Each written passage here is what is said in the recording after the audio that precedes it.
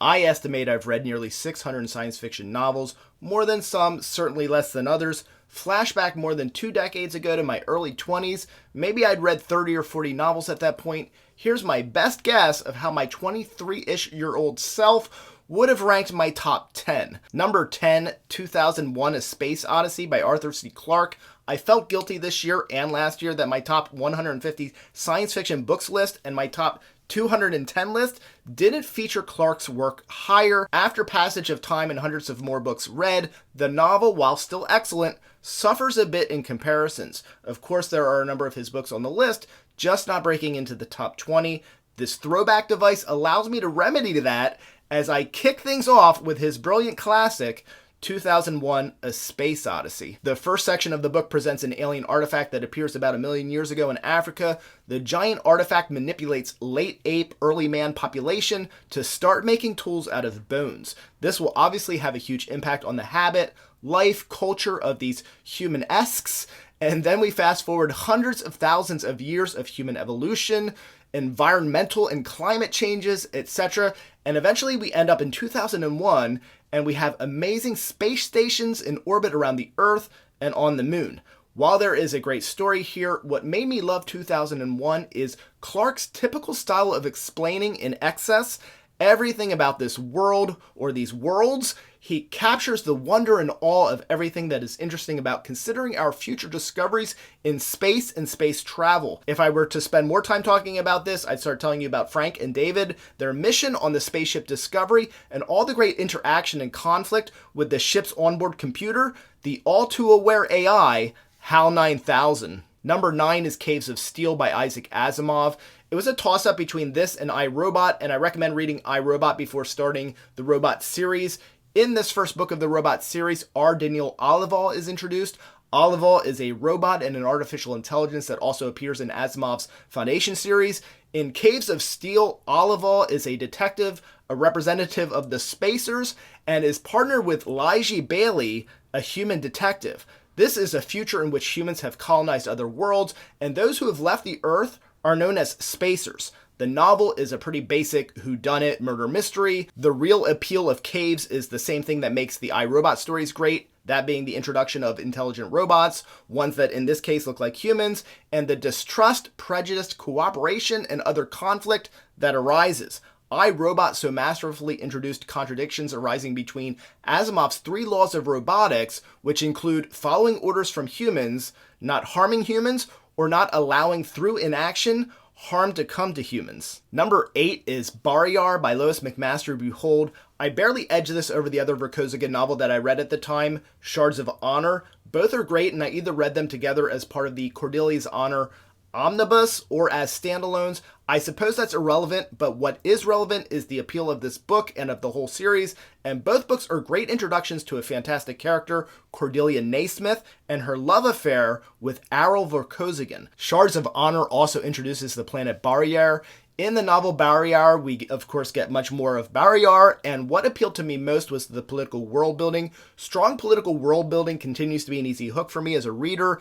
This novel is all about planetary politics, political ambitions, and cultural considerations. There's also the continuation of the relationship and bond between Verkosigan and Cordelia Naismith. Cordelia's progressive mindset contrasted to Verkosigan's stuffy traditional world is intriguing. While the Verkosigan saga is often a fun space romp, a space opera with great characters, it definitely has its dark side. In Barari, this pops up in the babies at risk and mortal danger more than once category. The first half of the book is a great setup, and Bujold really makes each character familiar, and when you get to the second half of the book, it's a non-stop, intense, unput-downable thrill ride, and you'll get swept up in Cordelia's high stakes and badass efforts to survive. Number 7 is Contact by Carl Sagan.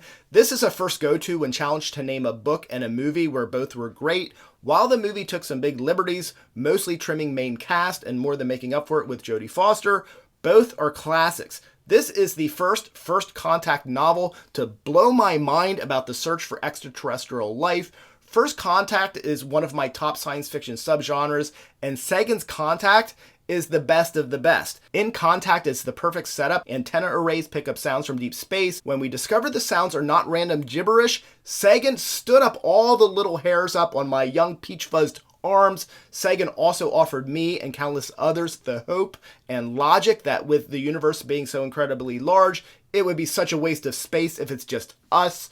Contact also introduces the fantastic Ellie Arroway, a young girl interested in radio waves and as she grows eventually radio astronomy and the search for extraterrestrial life. The novel explores the conflicts between politics, ethics, and religion, and all of the implications on the events and great scientific discoveries in the book. Number 6 is The Martian Chronicles by Ray Bradbury. The Martian Chronicles is a fix-up of several short stories slapped together to form a mostly connected novel. This is a perfect meshing of incredible prose, storytelling, imagination, and compelling ideas and presentation about Mars and Martians. Most memorable for me are the early stories of the book in which the Earth sends rockets to Mars for the first time. For any number of reasons, the present Martians set up obstacles to first contact. In one humorous incident, humans land on Mars and with the absence of any crowds, hoopla, welcoming party, they end up going door to door announcing their arrival. The Martian answering the door is clearly perturbed and tries to dismiss the astronauts because they're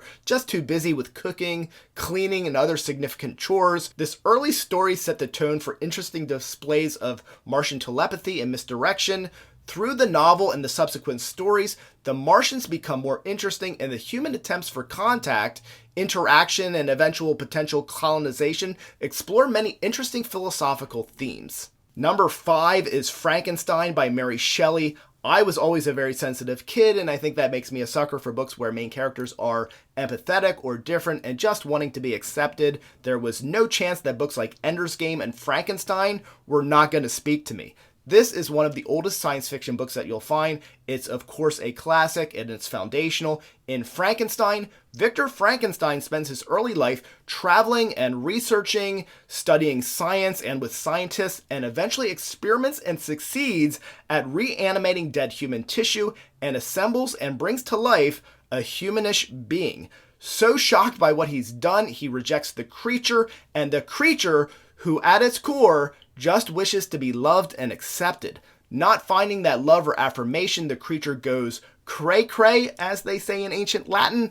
While the book is clearly science fiction, the strengths of the novel are the human interest and examination of humanity, love, acceptance, and rejection themes. Number 4 is Dahlgren by Samuel R. Delany. There are a few books that I read before I was old enough to appreciate them, and a few of those are titles from Samuel R. Delany. Despite my immaturity, I was captivated by Dahlgren. What an unusual story, and what unusual storytelling.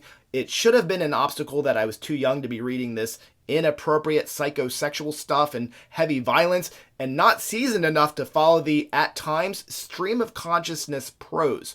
I was transported.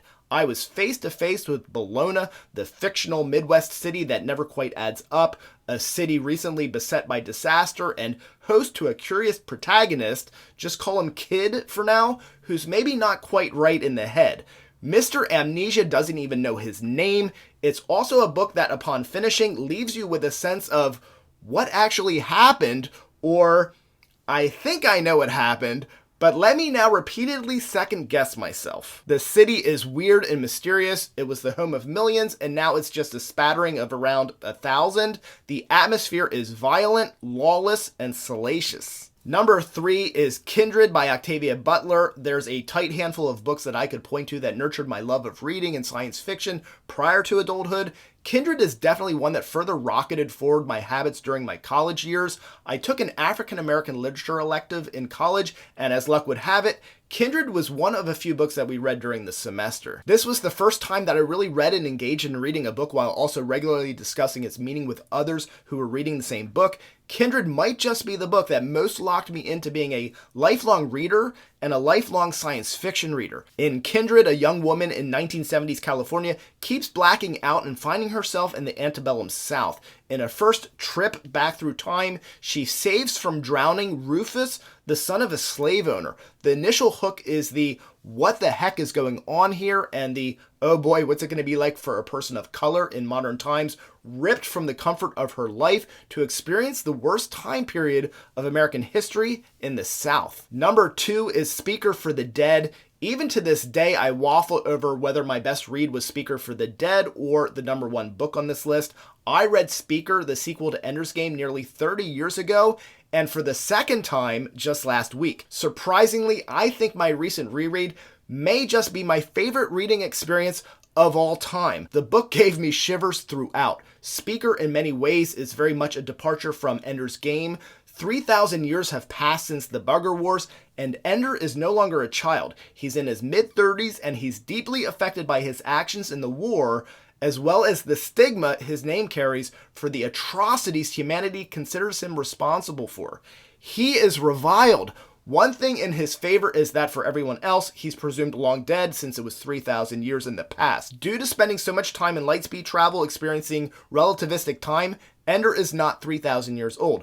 Much of the great suspense in the book is the anticipation that someone might discover who he is. Like Ender's Game, Ender is still the smartest person and the best strategist in the room. In Speaker, however, this is evident in the arena of human relationships, speaking hard truths, and diplomacy, not performance in the battle rooms. Speaker introduces much more complex and developed characters with complicated lives, multiple alien species, and potential interpersonal, political, anthropological, and religious conflict. This might just be the greatest book I've ever read. I did set a rule for myself that I can't have more than one book represent a series for this particular list. That's why we don't have Speaker for the Dead and Ender's Game on this list. That's why I don't have iRobot and Caves of Steel on this list. And it's also why I don't have Foundation and Empire, and Second Foundation on this list. The number 1 book on my throwback top 10 from when I was 23-ish years old. Number 1, Foundation and Empire by Isaac Asimov.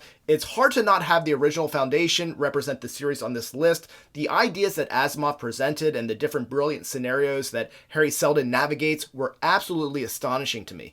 Considering that this is a throwback list and putting myself in a younger me mindset, as a less mature reader, the one knock that I had against Foundation was that I was confused with some of the time jumps and my simplex mind wasn't feeling totally copacetic with all of that. Now with a more multiplex mind, I can appreciate it more greatly. In Foundation, we learn that Seldon, who creates the science of psychohistory, a predictive field that fuses statistics, astronomy, and other sciences, history, sociology, and more, foresees the eventual end of the Galactic Empire. He's aware that this means an inevitable dark ages and suffering until a distant future when a new empire can rise.